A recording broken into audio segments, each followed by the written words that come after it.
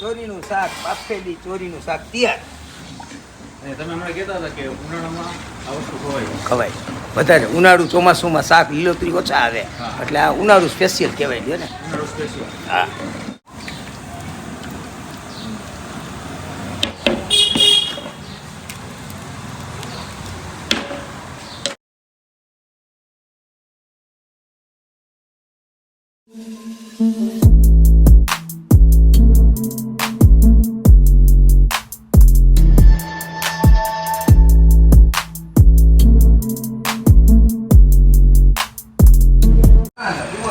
જય માતાજી, જય મોગલ, જય શ્રી કૃષ્ણ, જય દ્વારકાધીશ. તમને બધાને ખ્યાલ જ છે કે ભાઈ શિયાળા સિઝનની અંદર જે વેજીટેબલના શાક બનતા હોય છે, પણ ઉનાળા સિઝનમાં સંજયભાઈ શું આજે બનાવવા જઈ રહ્યા છે અને ઉનાળામાં કઈ કઈ વાનગી બનાવવી જોઈએ ને આજ બનાવવા જઈ રહ્યા છે ચોળીનું શાક. તો આપણે સંજયભાઈ સાથે જ વાત કરી. અને ઉનાળા સિઝનમાં શાકભાજી બહુ ઓછા મળતા હોય છે, એટલે કઠોળ ખાવાનું લોકો ખૂબ પસંદ કરતા હોય છે ઉનાળામાં અને ચોમાસામાં. તો આપણે સંજયભાઈ સાથે વાત કરીએ. જય જીનેન્દ્ર, જય મા અન્નપૂર્ણા. પહેલાં તો morning. Good morning, good morning. હવાના પરમાં વગાડ થતા હોય એટલે ગુડ મોર્નિંગ. તમારા શોપ પર જ આવી ગયા. આજે આ નાની મોટી પાલકી હોય, હા, એટલે બેઠા બેઠા અહીંયા બનાવી લઈ જવાનું બેયને. અત્યારે ઉનાળો શરૂ થયો એટલે ઉનાળાની અંદર મેજોરિટી એક પ્રશ્ન હોય, જેને કેરી ભાવતી એને તો કોઈ પ્રશ્ન જ ન હોય કે રસ રોટલી હાલ્યા જાય.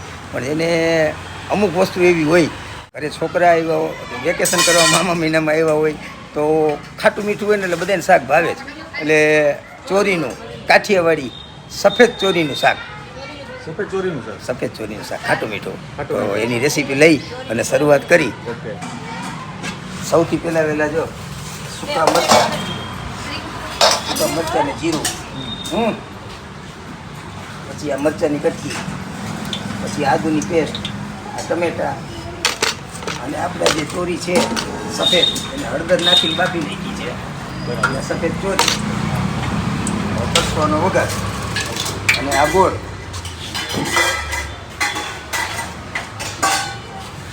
તો સફેદ ચોરીના શાકની રેસીપી કરી દઈએ આપણે શરૂ. જય મા અન્નપૂર્ણા. આવો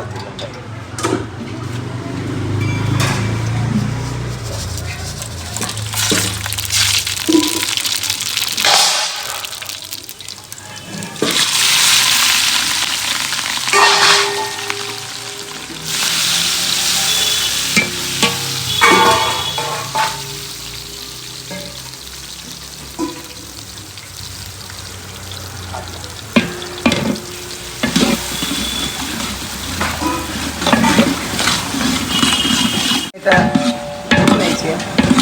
હવે આની અંદર આપણે હળદર,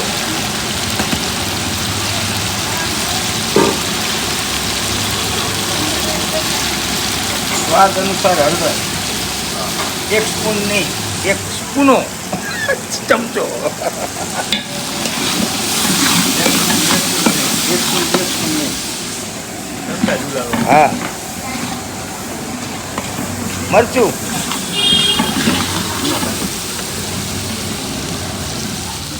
આ 1 ચમચો મરચું,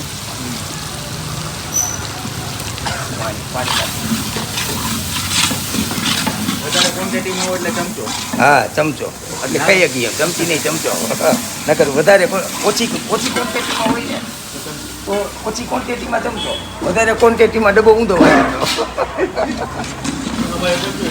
હા, ગોળ તો છે પાણી, થોડુંક પાણી નાખી છે.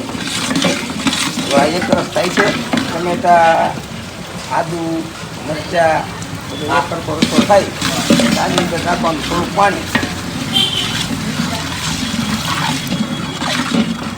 બસ કરી નાખો બેન.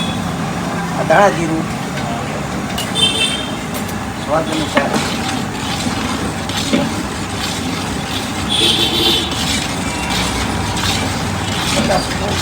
હવે જો એક રસ થઈ ગયું, ઉકળવાનું શરૂ થઈ ગયું એટલે આની અંદર આંબલીનો રસ. હા, આંબલીને પલાળીને એનું પાણી છે. આંબલીનું પાણી ઉનાળામાં લીંબુ મોંઘા હોય એટલે જે હોય સાચું જ કહેવાનું કે ખોટા 2 લીંબુ નાખો તો આટલો રસ નીકળે નહીં. એટલે આંબલીનું પાણીનો ઉપયોગ કરવાનો. લીંબુ કોઈને નાખવો હોય તો ખટાશ માટે લીંબુ, અને ગળાશ માટે આપણે ગોળ વાપરી છીએ. પછી કોઈને સાકરનો પાવડર ખાંડ જે નાખવું હોય એ ગોળ.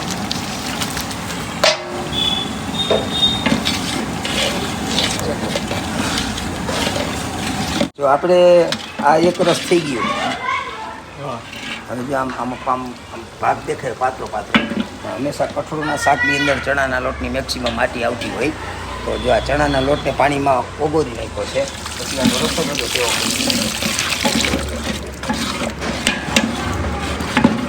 પાણી નાખ્યું. તો પહેલાં કેવું હતું કેવું શાક ખાવાની મજા નહીં, ખાવાની બહુ મજા આવે.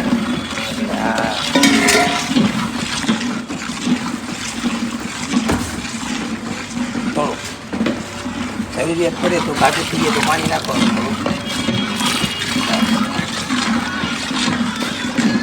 સુધી પકાવવા દેવાની. આ રસો ગ્રેવી એક પ્રકારની કાઠિયાવાડી ગ્રેવી ને 15 મિનિટ પકાવવા દેવાની.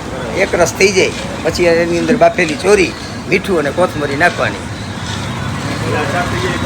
આ શાક થઈ જાય કમ્પ્લીટ.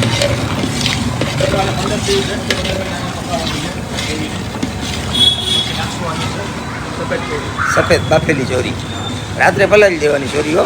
કોયડું હોય તો કાઢી નાખવાનું, કાકડા હોય તો કાઢી નાખવાના. હવે કળિયુગમાં કાકરા તો નથી, કલીનો જન્મ થયા પહેલાં એને કાકરા કાઢી નાખ્યા.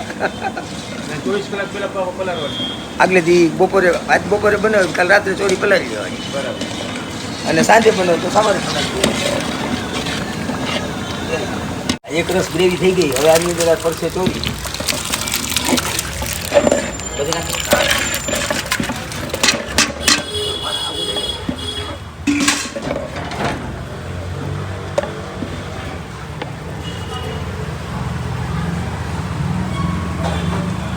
મીઠું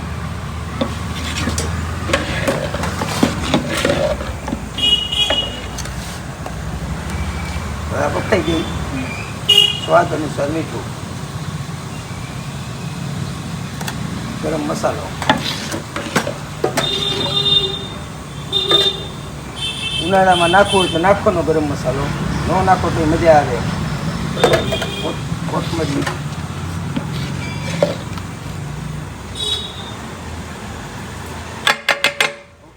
ચોરીનું શાક, બાફેલી ચોરીનું શાક તૈયાર. અને તમે હમણાં કહેતા હતા કે ઉનાળામાં આ વસ્તુ ખવાય વધારે. ઉનાળુ ચોમાસુમાં શાક લીલોતરી ઓછા આવે એટલે આ ઉનાળુ સ્પેશિયલ કહેવાય છે ને. ઉનાળુ સ્પેશિયલ. હા ચાલો જો આ શાક તૈયાર.